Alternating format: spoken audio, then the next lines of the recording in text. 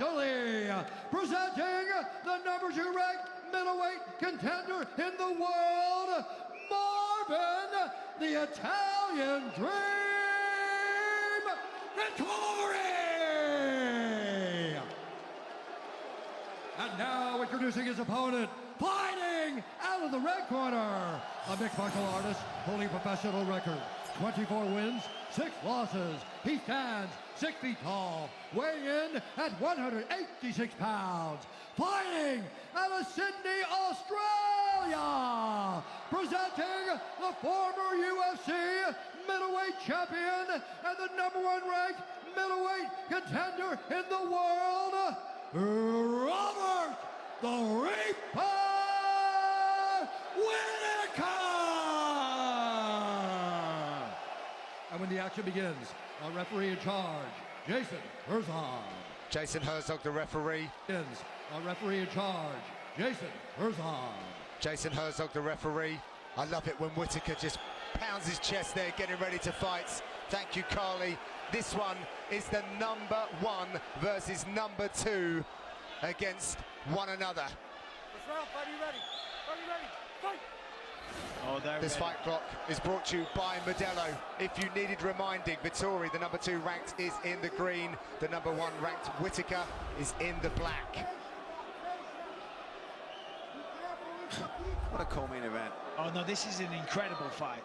And we're seeing them over 3 rounds. I mean, I'd love to see them over 5, but I think we're going to get more volume, a higher pace.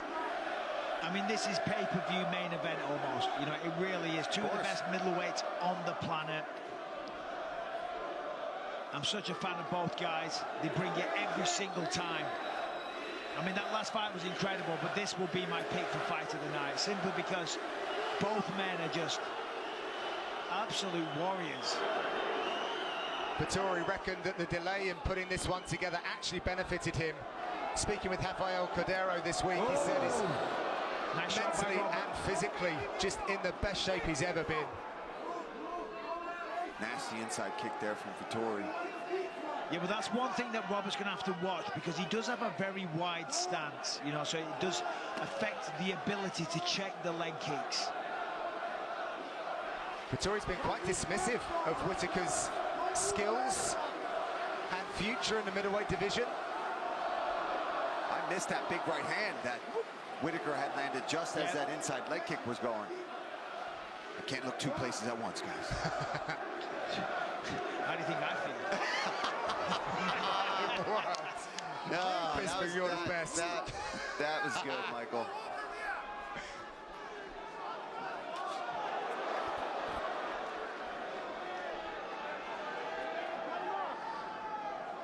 The question is, when do we see Robert shoot his first takedown attempt? Of course, both men can grapple.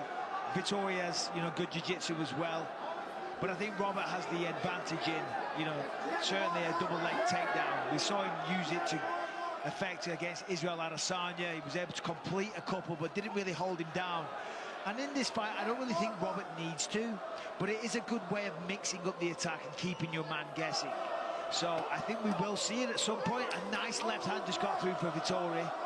Interestingly, Vettori he's ranked number 4 for his takedown accuracy in the division. Vettori is? Yeah. And he's very good in top position. On the other side, you don't see Robert Whittaker on the bottom very often. There's a nice jab, and left hand gets through. That left hand is finding the mark so far for Vettori. I've just loved Vettori's strike ever since that Jack Hermansson fight where he stepped in on late notice and just took it to him.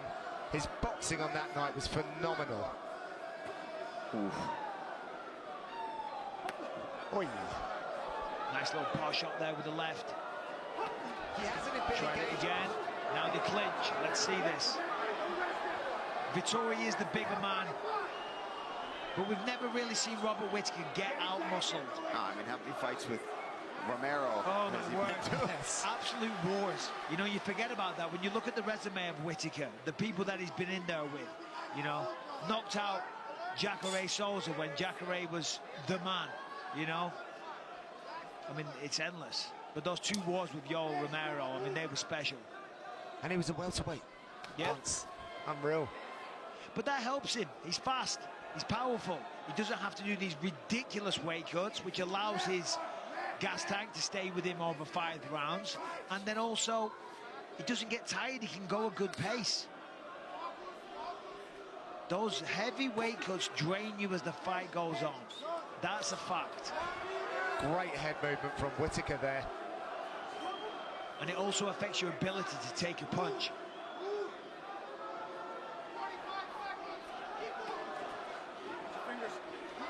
Whittaker's doing a good job of advancing, landing a couple of shots, and using that moment to exit left away from the fence, because Vettori's cutting off the cage, backing him up. But then Robert attacks, and then that's when he makes his escape, for want of a better word. That's when he exits. It's edge of the seat stuff here in Paris. And I think the left hand, Michael, as well. Whittaker's almost dipping off to his right when he throws these exchanges. He's got to be careful. Last few seconds in this opening round. Oh, that's a really good knee. Action-packed nights. Watch the best in combat sports from around the globe, featuring Jorge Masvidal's Icon FC, Cage Fight Series, Budo Senso, and LFA. Only on UFC Fight Pass. Back to action here in Paris. Round number 2 between these two top middleweights. Extremely close first round. Very, very close. I knew it would be. Yeah. Yeah. How did you figure that, John? So smart.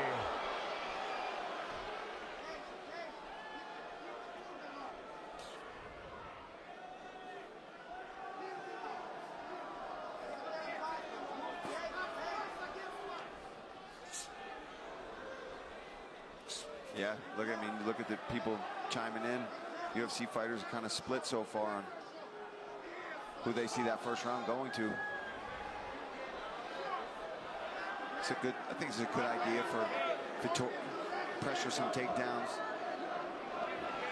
Nice work there from Whittaker, just shucks it right off. I mean, you got to think it's going to be hard to take Whittaker down. I mean, he went in there with Romero over 10 rounds. And Romero never, I mean, I think he got him down once or twice, but Whittaker popped back up straight away. You know, and if somebody like Romero is going to struggle, everyone's going to struggle. And remember, these guys are going to be so sweaty, even in the second round. It's so warm that securing somebody, even if you get the takedown, keeping them there, going to be difficult. Oh, that's a massive right hand. Oof. That was Robert's best shot so far. But we know how tough Vettori is. He's got a chin of... Well, that's what I like, that Whittaker is also mixing it up to the body. Loves that front kick up the middle. How heavy do we think Borrachinho was when he fought him at 205? What did he walk into? No, probably 225, 230 for sure. Unreal. And he was whipping some hard shots in, and Vettori didn't even flinch, didn't take a backward step, ate them all, fired right back. It was such an inspiring performance. Yeah. Just a little out of range with that there. Again, that's the defensive footwork of Whittaker.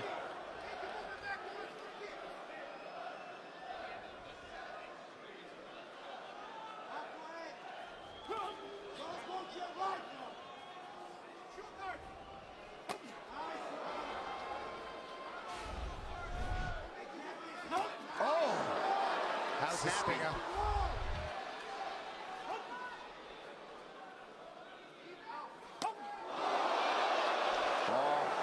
That got through the guard a bit. Yeah. But Marvin, still sturdy. That right hand rocked him too. His eyes are wider, that's for sure. Yeah, the speed. Wow. The speed is an issue right now.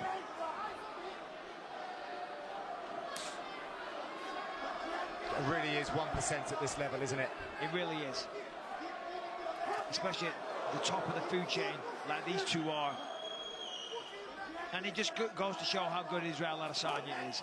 You know, he's ruled the roost for so long now. Taking out, well, he's lapping the division, to be honest, you know? I love that head kick, the way Whittaker throws that right hand. We've seen it so much lately. But he's one of the guys with true flexibility in those hips to be able to throw that over. I feel like he's cranking it up as well, Paul. Yeah, he's starting to pick it up. You know, the first round, Got to get a feel, especially for somebody as tough, sturdy as Marvin. You got to really find your openings. You can't just rush in or he's going to crack you. Just back to a point of the dominance of Israel Adesanya. If you take these two fighters and you go back over the last 13 years combined, the only person that they have lost to is Israel Adesanya. Wow. You know, and he's beaten them both twice. Yeah. So it wasn't no fluke. Granted, close fights. Robert's turning it on here, though. He's looking sharp, setting things up, pumping out good fakes. Just look at the vision of Whittaker, too. He's always so focused, dialed in there.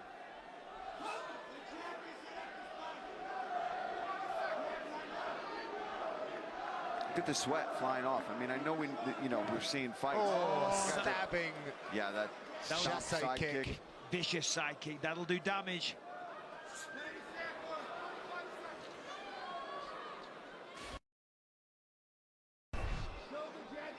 The live odds showing Whittaker at -800.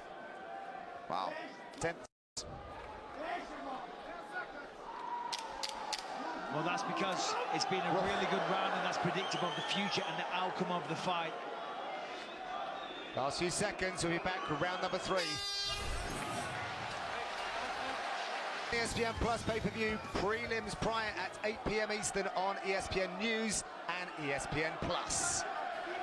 Well, Javier Cordero in the corner of Vettori calling for more action, saying, listen, can't be overly reckless, but we need more. And Cordero is absolutely right. His corner, the other cornerman, calling for more action when Whittaker goes in.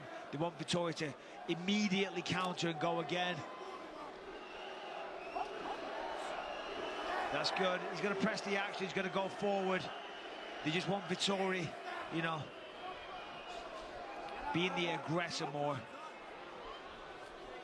Michael, how difficult is it to go from constantly pacing yourself over for 5-rounders and then you pull back and you're in a 3-rounder? Oh, I mean, it is an issue because you do kind of have that built-in pace. You know, that when you become so experienced, you're used to that. And that's why they're reminding both fighters, hey, this is the last round. Right. Empty the tank.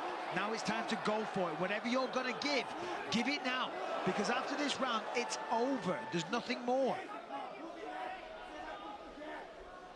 Certainly adding to the intensity here in Paris.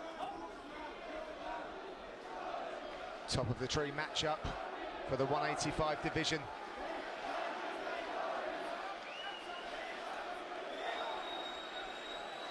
Oh my gosh!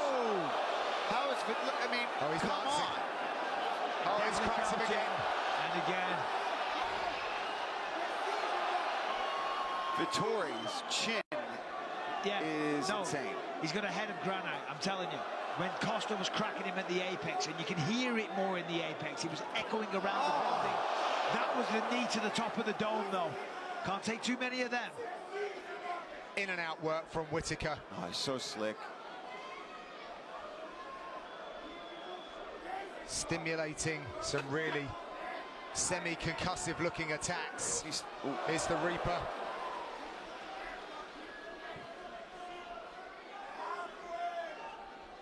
And the pace never slows for Whittaker. He can stay at this range, his movement. He's just such in control in this particular fight. Marvin's just having trouble with this distance, can't seem to reach him.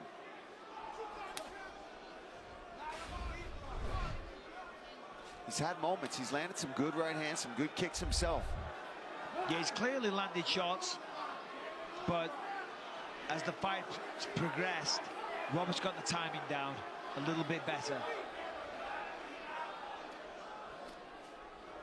Still 2 minutes in the third, though.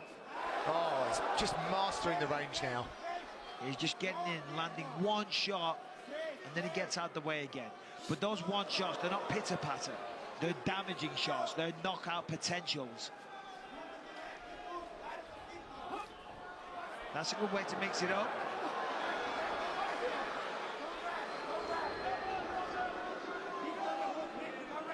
As I said before, though, you're going to struggle with Whittaker. So good here. 1 minute 40 left on the clock. Zapping the energy as well. Oh, that's a crushing right hand from Whittaker. Classic 1-2. And you know what I love about Whittaker is he's not throwing the kitchen sink at you. You know the moves that he is good at. It's that side kick, that beautiful roundhouse kick, and that right hand.